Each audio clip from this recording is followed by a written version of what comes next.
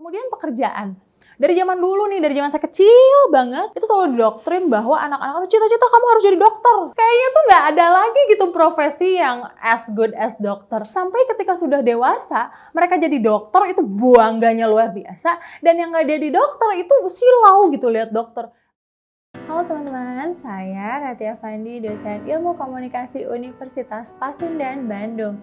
Selamat datang di channel saya di mana teman-teman semua akan lebih tahu, lebih paham, dan lebih ngerti tentang segala sesuatu yang berkaitan dengan ilmu komunikasi.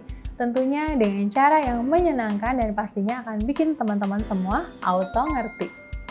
Video-video yang saya buat ini bukan semata-mata hanya untuk teman-teman yang lagi belajar ilmu komunikasi aja, tapi untuk seluruh umat manusia di muka bumi ini, karena selama kita hidup, kita nggak bisa lepas dari yang namanya komunikasi.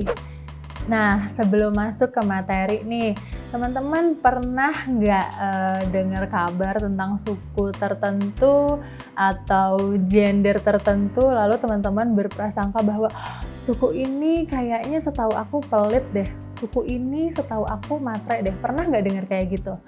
Dan kalau misalnya pernah, apakah teman-teman menjalankan apa yang disebut oleh orang-orang itu? Misalnya ketika ketemu suku yang tadi dibilang pelit, teman-teman langsung, ini pelit.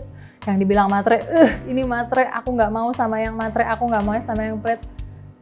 Did you ever do that? Pernah nggak sih kalian langsung berprasangka kepada suku-suku yang ada? Nah, kalau misalnya teman-teman pernah mengalami dan melakukan hal tersebut, berarti teman-teman sudah melakukan yang namanya stereotyping, prejudice, dan discrimination. Sebelum kita lebih jauh lagi, kita bahas dulu satu-satu. Stereotype, kemudian prejudice, dan discrimination. Satu-satu ya. Yang pertama stereotypes. Stereotypes dalam hal ini belief about attributes that are thought to be characteristic of member of particular group. Artinya di sini keyakinan akan atribut-atribut dari kelompok-kelompok tertentu, atribut-atribut yang dimiliki oleh suku-suku tertentu. Makanya tadi saya nanya, kalian pernah nggak sih berpikir atau pernah nggak sih kalian mendengar isu yang boleh jadi benar atau malah hoax sama sekali tentang suku tertentu atau ras tertentu?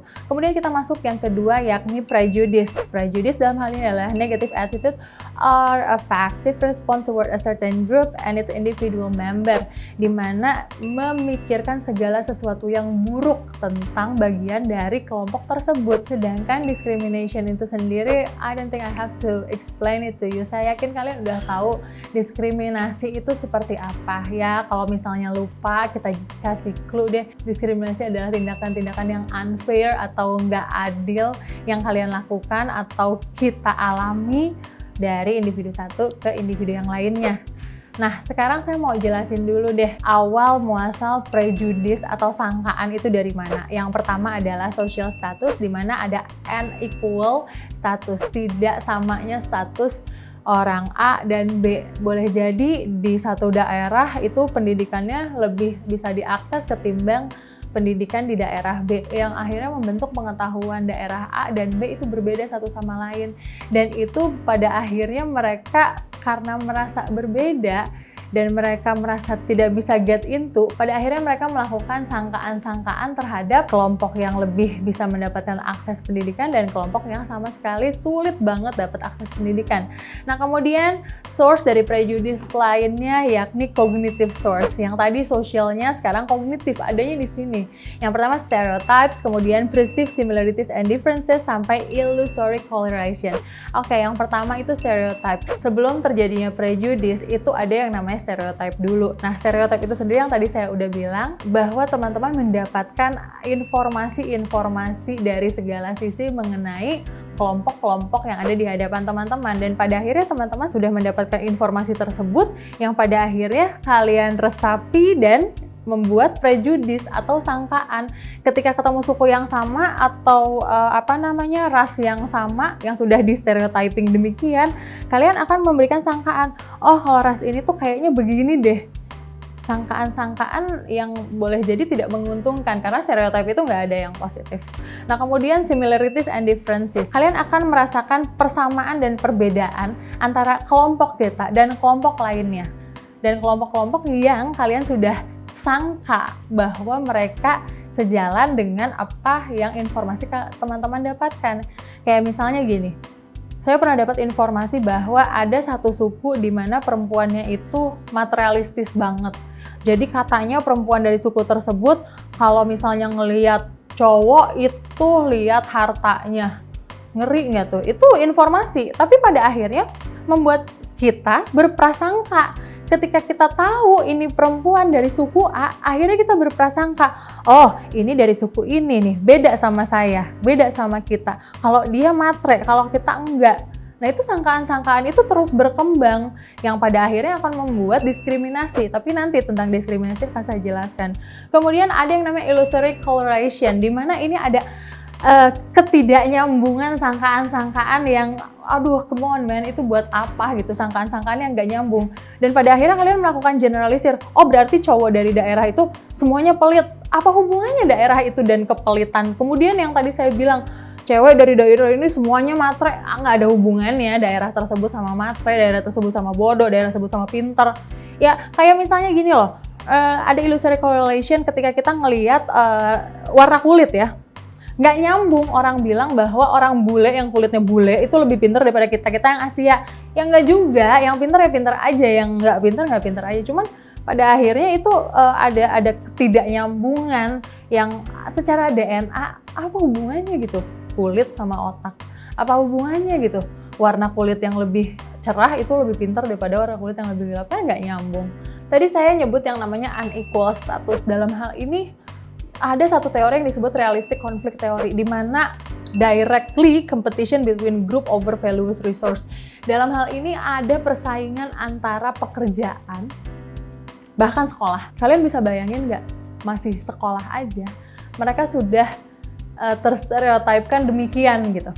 Kayak misalnya gini, ada beberapa pendapat yang bilang bahwa sekolah unggulan dan sekolah tidak unggulan, munculnya unggulan dan tidak unggulan itu baik gitu untuk perkembangan anak-anak. Tapi apa yang terjadi pada kenyataannya? Pada kenyataannya, sekolah-sekolah yang dianggap unggulan akan meng-underestimate anak-anak yang sekolahnya nggak unggulan. Begitu juga sebaliknya. Anak-anak yang nggak diunggulan, mereka akan malu, mereka akan minder kepada anak-anak yang ada di unggulan. Dan mereka akan menstereotipkan bahwa orang lain pinter dan dia kurang pinter. Gila, sengeri itu. Kemudian pekerjaan. Dari zaman dulu nih, dari zaman saya kecil banget, itu selalu didoktrin bahwa anak-anak itu cita-cita kamu harus jadi dokter. Kayaknya tuh nggak ada lagi gitu profesi yang as good as dokter. Sampai ketika sudah dewasa, mereka jadi dokter itu bangganya luar biasa. Dan yang nggak jadi dokter itu silau gitu lihat dokter. Maaf ya, Pis, ini profesi dokter karena ini realita kejadian di kehidupan saya. Mungkin teman-teman juga masih ngalamin ya, pasti ngalamin waktu kecil, cita-cita kamu jadi dokter ya, didoain biar jadi dokter. Emang kalau nggak jadi dokter kenapa? Kan nggak apa-apa, ada profesi lain. Kalau semua jadi dokter, siapa yang jadi pasien? Di sini ada racial violence ya, economic condition. Racial violence yang terjadi di seluruh dunia itu ngeri banget. Jadi sudah biasa kulit yang tidak cerah atau kulit hitam itu dianggap tidak sejajar dengan kulit putih. Itu rata di mana-mana. Bahkan kalau misalnya teman-teman rasain ya, teman-teman datang ke negara-negara yang kulitnya bule dan kita tuh Asia banget, itu ada underestimate di antara bule-bule tersebut kepada kita. Oh ini orang Asia, ya so what kalau orang Asia. Tapi ya itulah racial violence yang terjadi di seluruh dunia. Nah sekarang kita bicara tentang social source of prejudice, atau awalnya prejudice itu social source-nya seperti apa. Yang pertama, social identity. Social categorization, divided world into in group, us and them. Yang tadi saya sebutkan itu masuk ke dalam social source of prejudice. Dimana ketika ketemu sama orang-orang yang satu ras di tempat yang asing, itu kayak ketemu apa gitu yang happy banget. Karena di situ secara tidak sadar, kita tuh sudah menstereotipkan diri kita sendiri. Yang pada akhirnya membuat kita bertindak. Jadi teman-teman jangan salah bahwa discrimination itu hanya perlakuan kita kepada orang lain, tapi kita terhadap diri kita sendiri aja udah diskriminasi. Kita merasa ras Asia jauh lebih di bawah daripada ras Caucasian. Katanya ras itu dianggap jauh lebih keren lah, jauh lebih cerdas, jauh lebih kaya bahkan. Dan pada akhirnya kita berperilaku discriminate terhadap diri kita juga. Jadi kita jadi ngerasa apa ya namanya rendah diri, ya itu nggak baik gitu. Ya, karena kita merasa ya inilah kita dan itulah mereka. Ini kita orang Asia, ya ini orang bule. Sampai-sampai sering nih saya di conference internasional, mereka itu orang-orang peserta-peserta dari Asia, itu kayaknya bangga banget kalau udah foto sama peserta yang kulitnya bule. Padahal yang kulit bule juga sama kayak kita, sama-sama ngelamar, sama-sama nulis paper, sama-sama melakukan penelitian, sama-sama diseleksi dan sama-sama presentasi. Tapi bagaimana bisa yang kulitnya bule itu jauh lebih dihargai? Kan confusing. Oke, gimana? Udah pada ngerti kan? Atau kalian masih penasaran? Masih pengen ngobrol, masih pengen bertanya-tanya nih tentang stereotype, prejudice, dan discrimination, kalian bisa isi kolom komentar di bawah. Jangan lupa untuk like, subscribe, dan share video-video dari saya. Mari kita sebarkan virus kebaikan ke seluruh dunia supaya kita semua auto ngerti. Bye-bye!